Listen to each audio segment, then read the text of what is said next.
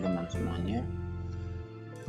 Selanjutnya saya akan membacakan subbab kedua dari bab ke-8, batasan. Dahulu kala ada 2 anak muda, laki-laki dan perempuan. Keluarga mereka saling membenci.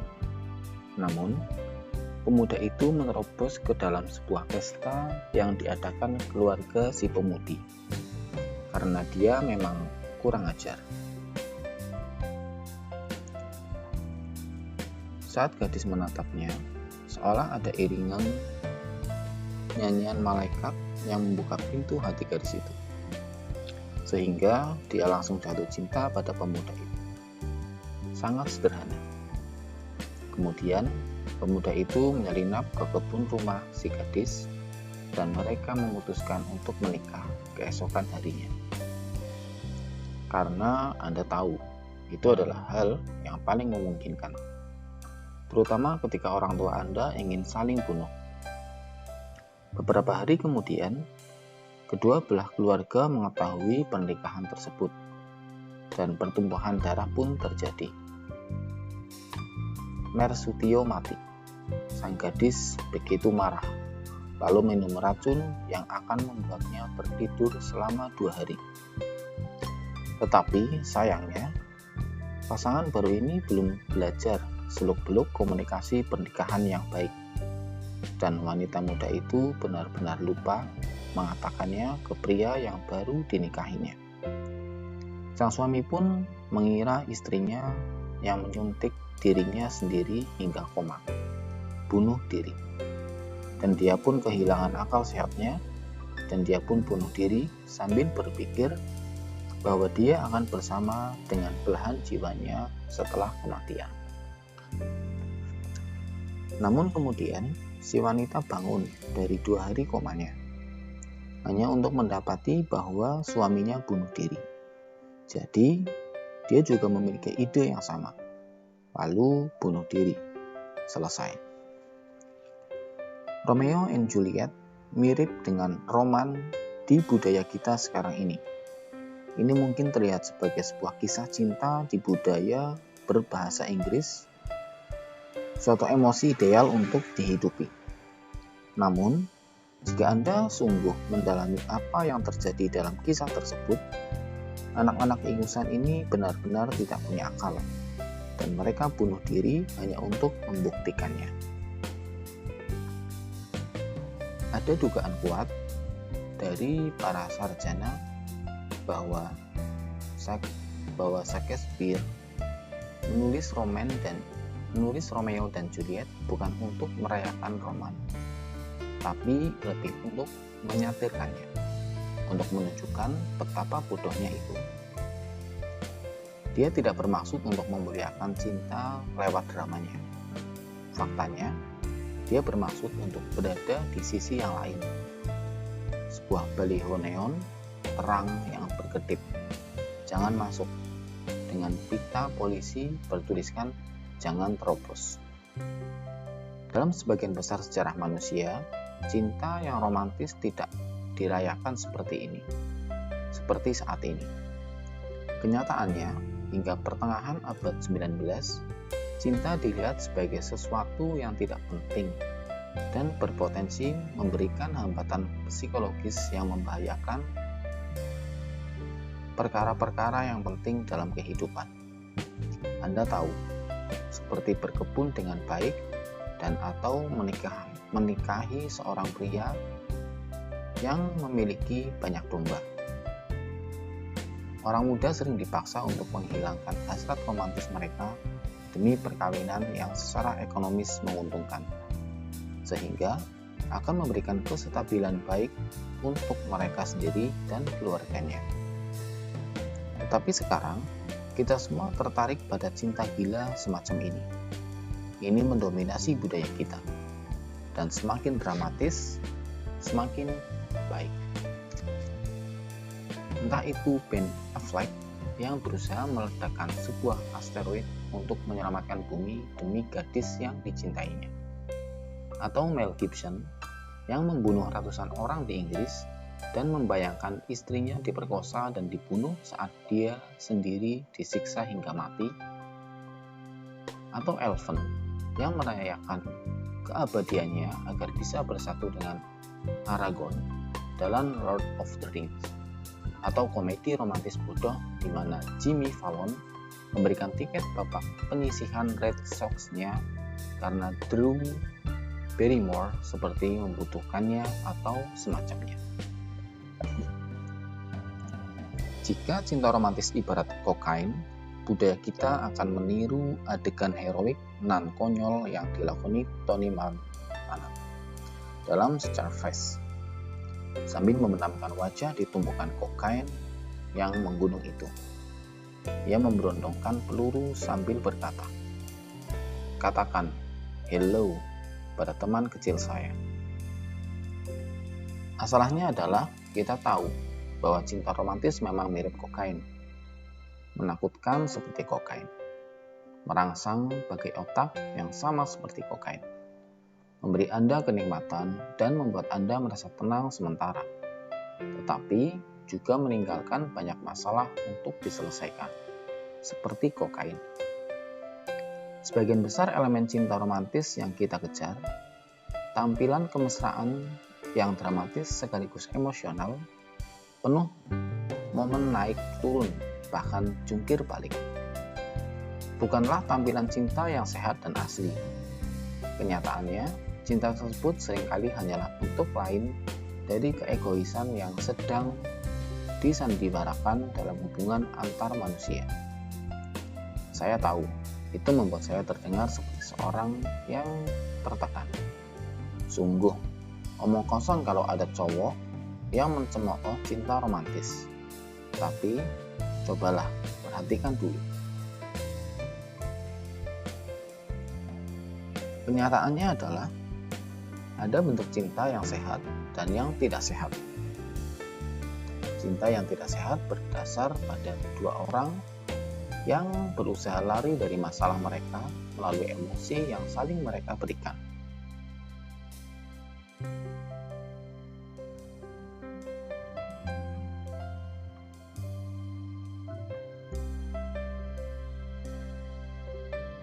Dengan kata lain, mereka menggunakan pasangannya sebagai sebuah jalan keluar. Cinta yang sehat berdasar pada dua orang yang mengakui dan menghadapi masalah mereka sendiri dengan dukungan pasangannya. Perbedaan antara sebuah hubungan yang sehat dan tidak sehat mengerucut pada dua hal. Pertama, seberapa baik setiap orang dalam hubungan tersebut menerima tanggung jawab. Dan kedua, kesediaan dari setiap orang untuk baik menolak maupun ditolak pasangannya.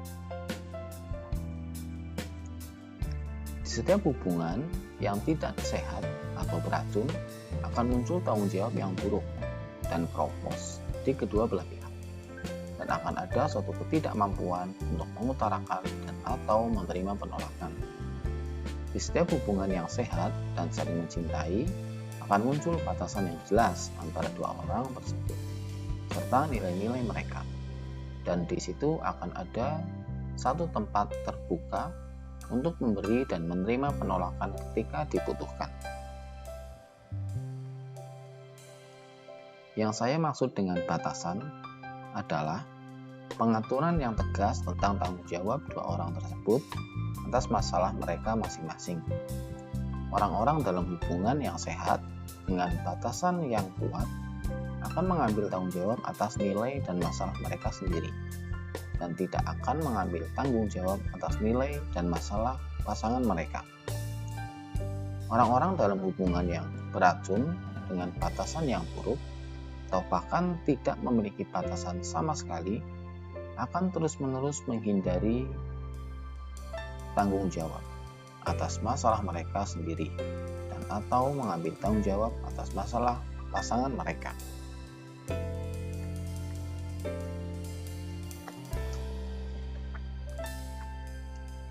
Seperti apa batasan yang buruk itu? Berikut ini beberapa contoh. Kamu tidak boleh pergi dengan teman-temanmu tanpa aku. Kamu tahu kan kalau aku pecemburu. Kamu harus tetap di rumah menemaniku. Contoh selanjutnya, teman kantorku bodohnya minta ampun. Mereka selalu membuatku terlambat rapat karena aku harus memberitahu dulu bagaimana cara mengerjakan pekerjaan mereka. Selanjutnya, aku tidak percaya kamu membuatku kelihatan sangat bodoh di depan saudariku sendiri. Jangan pernah membantah saya di depannya lagi. Contoh selanjutnya, sebenarnya aku mau menerima pekerjaan di Milwaukee itu, tapi ibuku tidak akan pernah memaafkanku kalau aku pindah jauh darinya. Contoh terakhir, aku bisa berkencan denganmu, tapi bisakah? Jangan bilang temanku Cindy. Dia akan merasa tidak nyaman kalau aku punya pacar dan dia tidak. Dalam setiap skenario digambarkan kalau seseorang entah bertanggung jawab atas masalah atau emosi yang bukan milik mereka, atau menuntut orang lain untuk bertanggung jawab atas masalah atau emosi mereka sendiri. Secara umum, orang-orang yang merasa dirinya harus diistimewakan jatuh ke salah satu jebakan dalam hubungan mereka. Entah mereka mengharapkan orang lain mengambil tanggung jawab atas masalah mereka. Aku ingin akhir pekan yang santai dan nyaman di rumah. Kamu harusnya tahu itu dan membatalkan rencanamu. Atau mereka mengambil terlalu banyak tanggung jawab dari permasalahan orang lain. Dia baru saja kehilangan pekerjaannya lagi. Tapi mungkin ini kesalahanku karena aku tidak mendukungnya sebagaimana mestinya. Aku akan membantunya menulis kembali lamarannya besok. Orang-orang yang merasa dirinya harus diistimewakan itu mengadopsi strategi semacam ini dalam hubungan mereka dan juga diterapkan dalam setiap saat untuk menghindari tanggung jawab atas masalah mereka sendiri. Akibatnya, hubungan mereka menjadi rapuh dan palsu.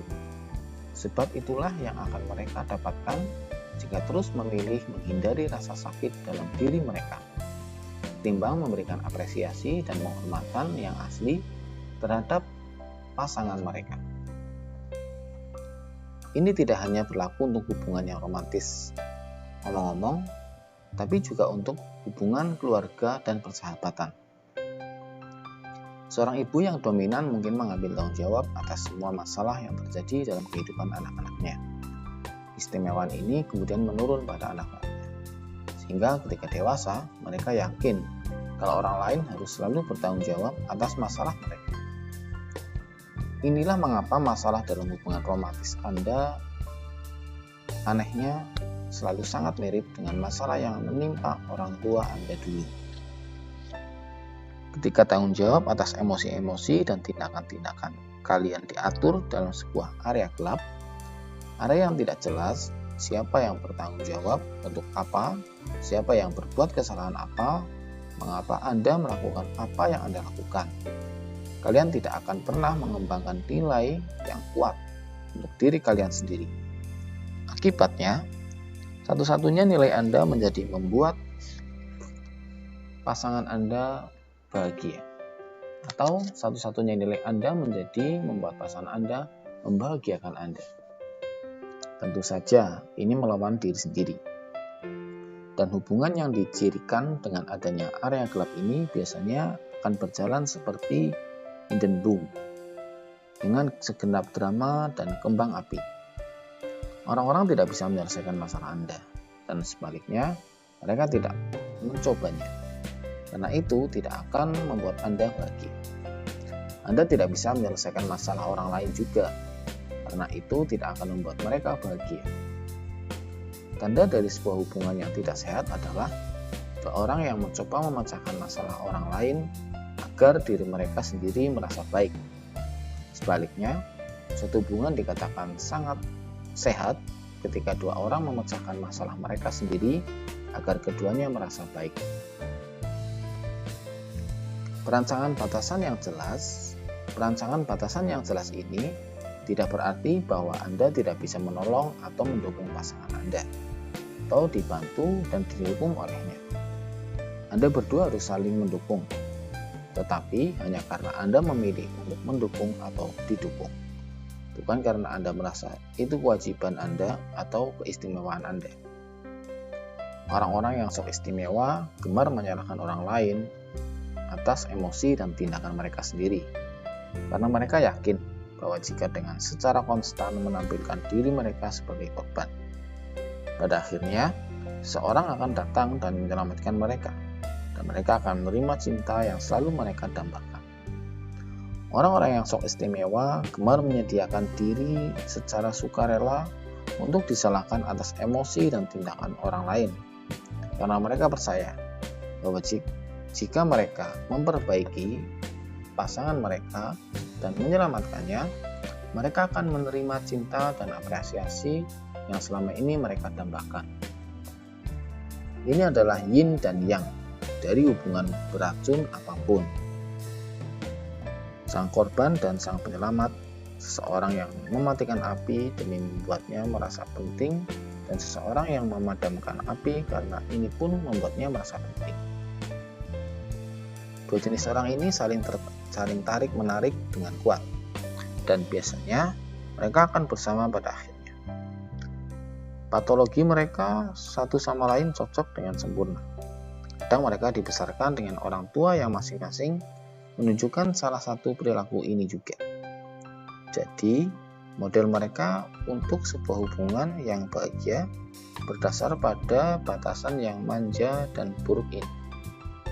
Sedihnya, kedua model tersebut gagal dalam memenuhi kebutuhan masing-masing pasangan yang sebenarnya.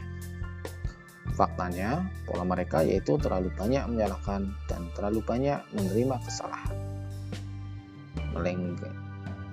melanggengkan kesewenangan dan harga diri mereka yang rendah, yang justru menghalangi mereka untuk memenuhi kebutuhan emosional mereka sendiri sedari awal. Sang korban menciptakan banyak dan makin banyak masalah untuk diselesaikan, bukan karena adanya tambahan masalah yang nyata-nyata muncul, tapi karena ini memberinya perhatian dan kasih sayang yang dicarinya.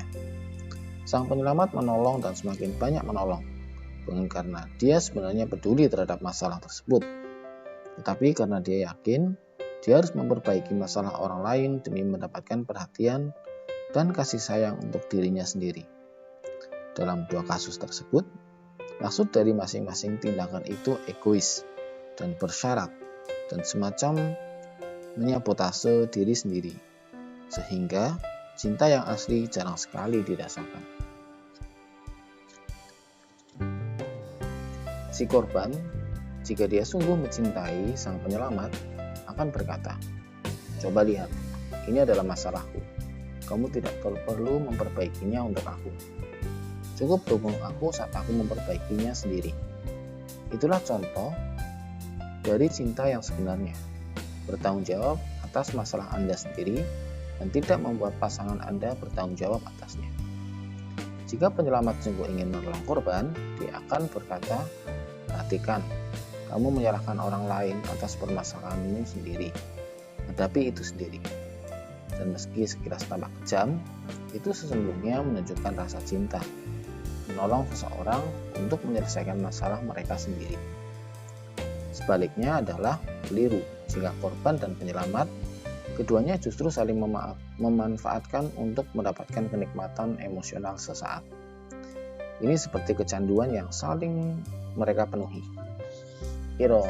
Ironisnya, ketika berkencan dengan orang yang sehat secara emosional, mereka biasanya merasa bosan atau kurang merasakan greget. Korban dan penyelamat tidak tertarik dengan individu-individu yang secara emosional sehat, dengan rasa aman yang kuat itu.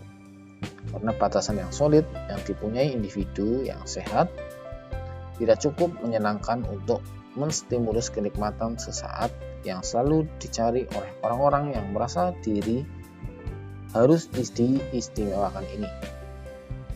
Bagi korban, hal paling sulit untuk dilakukan di dunia adalah membuat diri mereka sendiri bertanggung jawab atas masalah mereka. Sepanjang hidupnya, mereka percaya bahwa orang lain bertanggung jawab atas takdir yang mereka jalani. Langkah pertama untuk bertanggung jawab atas diri mereka ini seringkali menakutkan. Bagi penyelamat, hal paling sulit untuk dilakukan di dunia adalah berhenti bertanggung jawab atas masalah orang lain. Dalam seluruh hidupnya, mereka merasa bernilai dan dicintai hanya ketika mereka menyelamatkan orang lain. Jadi melepaskan kebutuhan ini menjadi hal yang mengerikan bagi mereka juga. Jika Anda membuat sebuah pengorbanan demi seseorang yang Anda sayangi, ini karena Anda menginginkannya, bukan karena Anda merasa berkewajiban atau karena Anda takut konsekuensi dari tindakan dari tidak melakukannya.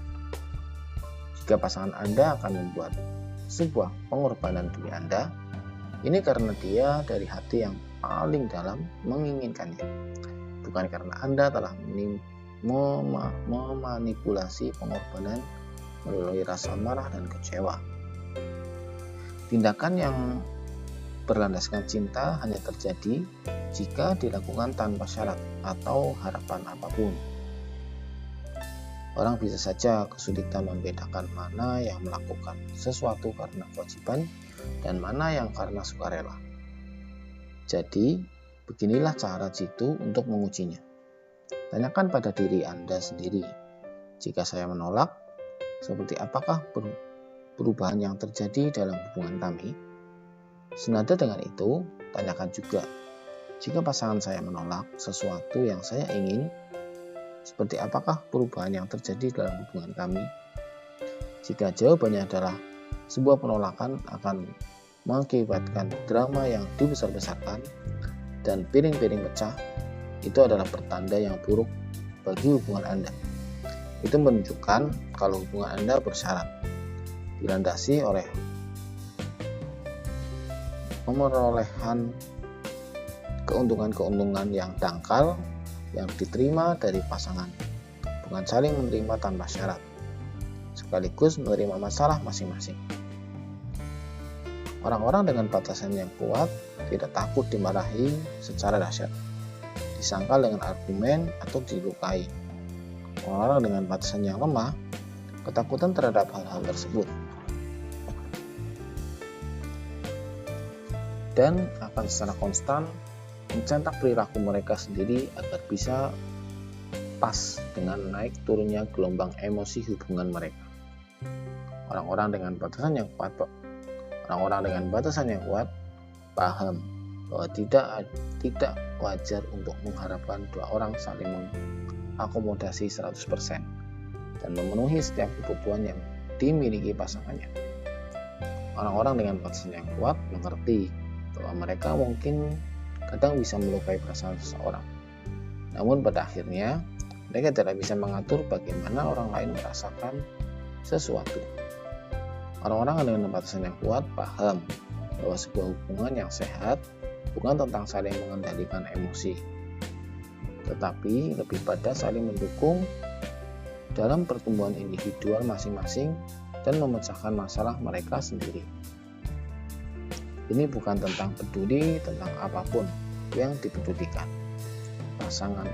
Ini bukan tentang peduli tentang apapun yang dipedulikan pasangan Anda. Ini tentang memedulikan pasangan Anda tanpa peduli apa yang diberikannya. Itulah cinta yang tanpa syarat, sayang. Demikian pembacaan subbab kedua dari bab 8, batasan. Selanjutnya subbab ketiga dari bab 8, bagaimana membangun kepercayaan, yang akan saya bacakan di video berikut.